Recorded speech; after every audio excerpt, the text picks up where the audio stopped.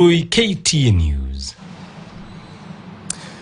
All right, it's finally time to have the roundtable conversation. Thank you for staying with us. Allow me to reintroduce my guest, Gabriel Muthuma, governance expert. Karibu sana. It's a pleasure to have you with us. Asante sana. I hope you had a fantastic week. It has been very cold though. Yeah, filed your returns? Very cold. Already. Oh, hey. Better late than never. It's good you did. I want to alipe ushuru. Kabisa, asante sana for your time. Equally joined by Cyprian Nyamwamu, who's a convener of Kenya Bora Tutakayo.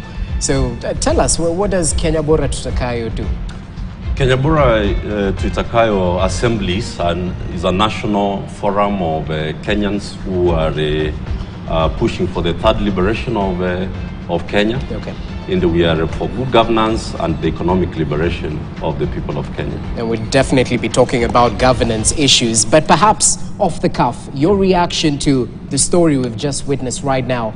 The president sort of lifting that 6-year ban and raising his support in terms of lifting that ban, that those mature trees should be cut down to support the economy of those areas. So what do you make of that? No, the thing you need to know about President William Ruto is that he is good from far, but very far from good.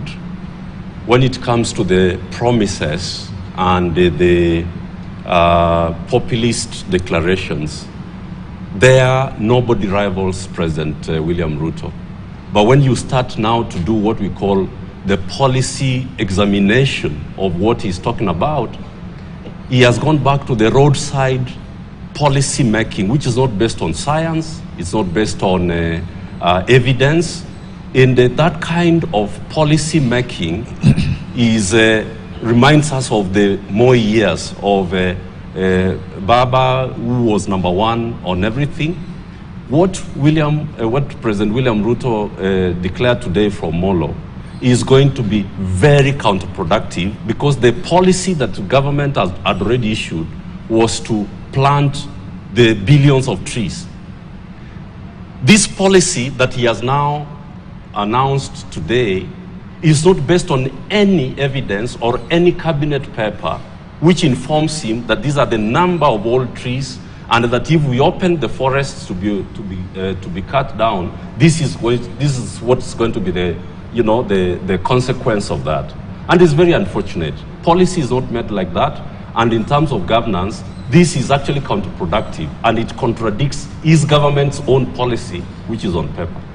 Muthuma, what do you make of that? Well, it was quite a huge declaration, we have to agree. True. But I'd like to believe there's some thought, deep thought that went behind that pronouncement. Let me be quick to add that I've found a few friends, because you're looking at a president who has actually gotten a lot of kudos for his push on climate change, planting 15 billion trees, such a very huge and tumultuous task ahead of him.